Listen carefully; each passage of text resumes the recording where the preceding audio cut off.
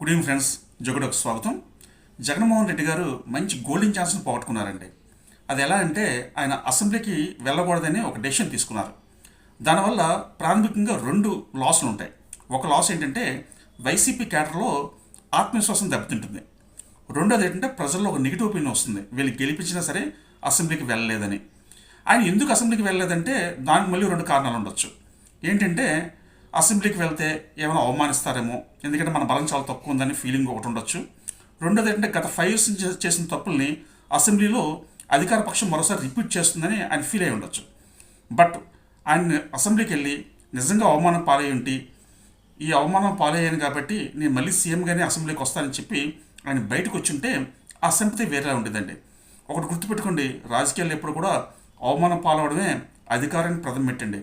మీరు ఎంత ఎక్కువ అవమానం పాలవుతే అధికారాన్ని మీరు అంత దగ్గర అవుతారు. Thank you so much.